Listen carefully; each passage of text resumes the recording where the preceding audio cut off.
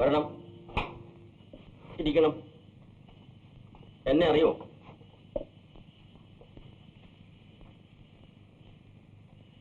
നിങ്ങളെ ഒരു പ്രാവശ്യം ബസ്സിൽ വെച്ച് കണ്ടിട്ടുണ്ട്. പക്ഷെ നായരൊന്നല്ലേ? കണ്ടിട്ടുള്ളത് ശരിയാ, പക്ഷേ പേര് അച്യുതൻ നായർ. പേര് നല്ല പരിചയം തോന്നുന്നു. ശങ്കരൻകുട്ടിയെ ഞാൻ ധാരാളം പ്രാവശ്യം കണ്ടിട്ടുണ്ട്. നമ്മുടെ പപ്പുണ്ണിയുടെ വീട്ടിൽ ഞാൻ സാധാരണയായിട്ട് ഒളിവിലിരിക്കാറ് പതിവുണ്ടായിരുന്നു. നിങ്ങളവിടെ ഗോമുവിനെ കാണാൻ വരുമ്പോൾ ഞാൻ താക്കോൽ പഴുതിൽ കൂടെ നിങ്ങളെ കണ്ടിട്ടുമുണ്ട്, സംസാരം കേട്ടിട്ടുമുണ്ട്. ഗോമു എന്നോട് അതൊന്നും പറഞ്ഞിട്ടില്ല. അതാണ് ഞങ്ങളുടെ ട്രെയിനിങ്. ഒളിവിലിരിക്കുന്നവരെ പറ്റി കാമുകനോട് പോലും പറയുകയില്ല. ഒരു ദിവസം നിങ്ങൾ അവിടെ വെച്ച് പോലീസിന്റെ നിന്ന് രക്ഷപ്പെട്ട വിവരം പിന്നീടായിരുന്നു. ഒരാൾ നിങ്ങളെ നിർബന്ധിച്ച് ഡാനോർ എസ്റ്റേറ്റിലേക്ക് അപേക്ഷ ഏൽപ്പിച്ചില്ലേ? അതെ, അതെന്റെ ആളാണ്. സരസ്വതി മാത്യുവിനെ കൊണ്ട് നിങ്ങളെ അവിടെ നിയമിപ്പിച്ചത് ഞാനാണ്.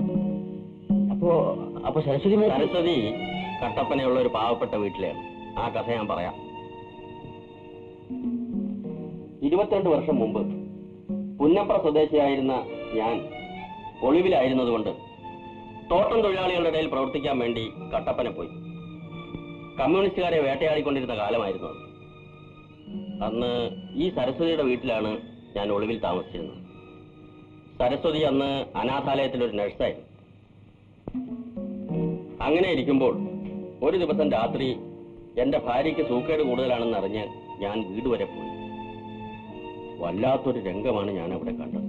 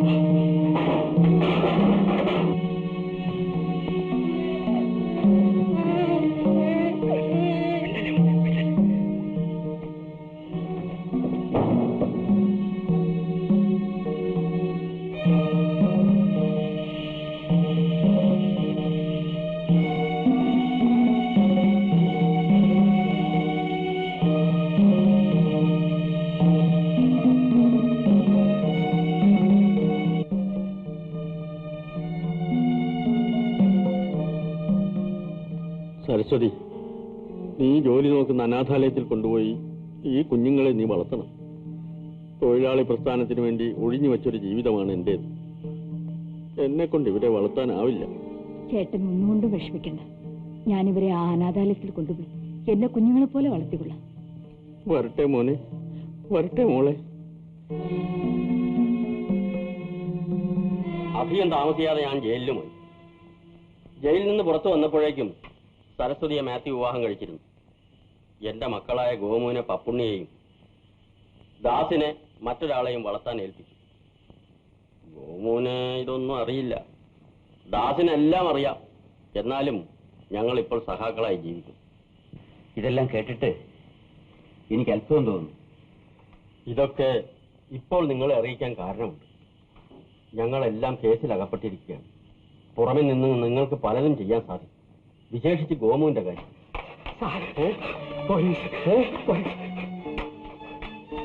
ജീപ്പാണ്. വളരെയധികം ആളുകളുണ്ടോ? ഉണ്ട് സാർ. എന്താണ് പ്ലാൻ? വേഗം തീരുമാനിക്കണം. ശങ്കരൻകുട്ടി, നിങ്ങൾ ചെമ്മണ്ണിൽ വന്ന ഒരു ജീപ്പിലായിരുന്നു? അതെ.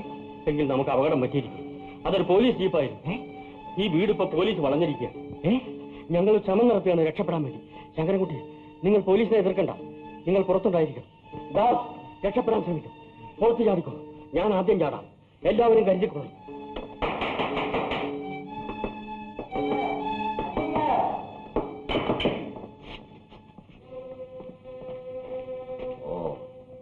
മിസ്റ്റർ അച്യുതൻ നായർ, ഈ കേസ് സംബന്ധിച്ചല്ലെങ്കിലും നിങ്ങളെയും അറസ്റ്റ് ചെയ്യേണ്ടിയിരിക്കുന്നു.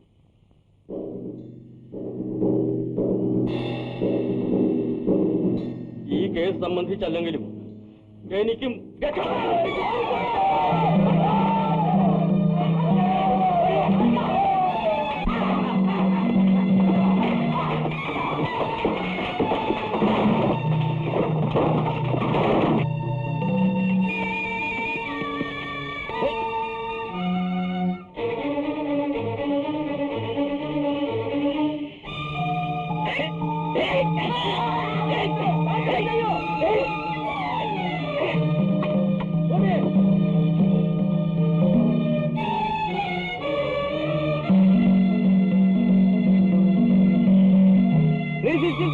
താൻ ചെയ്യൂ.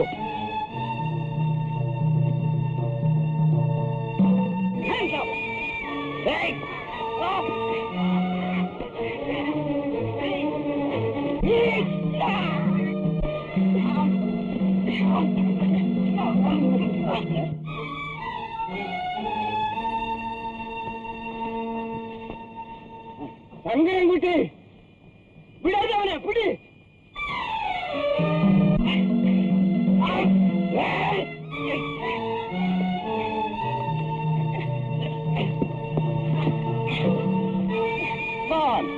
വിടവനെ.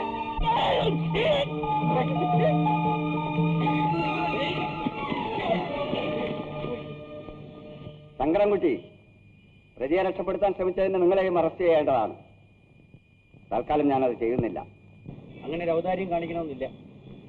യേശുദാസിനെ കൂട്ടരെയും വാനിൽ കയറ്റു. അച്ഛൻ നായരുടെ രക്ഷപ്പെട്ടു പോയി സാർ.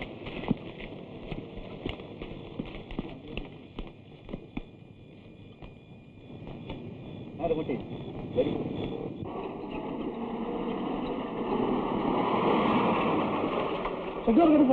കൊച്ചമ്മയില്ലേ? പകലെ ഇവിടുന്ന് പോയതാണ്. നാളെ വരുമെന്ന് പറഞ്ഞു.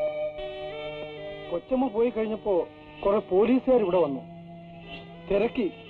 കൊച്ചമ്മ ഇല്ലെന്ന് പറഞ്ഞിട്ടും അവര് ബംഗ്ലാവിനകത്ത് കയറി നോക്കി. തങ്കക്കുട്ടിയെ വിളിച്ചോണ്ട് ബംഗ്ലാവിലാക്കിയിട്ടാണ് കൊച്ചമ്മ പോയത്. തങ്കക്കുട്ടിയെ പുറത്തെങ്ങും വിടരുതെന്ന് സാറിനോട് പ്രത്യേകം പറയണമെന്ന് കൊച്ചമ്മ പറഞ്ഞു.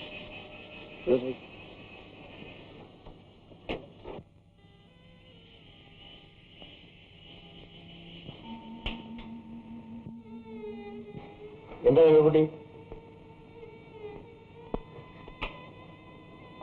സാറേ, എന്റെ അമ്മയൊന്ന് പോയി കാണണം. രാമുണ്ണി മേനോൻ സാറും DSPയും ഒക്കെ കൂടി എന്റെ അമ്മയെ കൊണ്ട് ഇവിടുത്തെ നല്ല കൊച്ചമ്മയ്ക്കെതിരായി മൊഴി പറയിപ്പിക്കും. അവരവിടെ വന്നിരുന്നു. എന്റെ കൊച്ചമ്മയ്ക്ക് എന്തേലും വന്നാ ഞാൻ ജീവനോടെ ഇരിക്കത്തില്ലേ സാറേ? നമുക്ക് വേണ്ട ചെയ്യാം. തങ്കുട്ടി പോയി കിടന്നു തുടങ്ങി.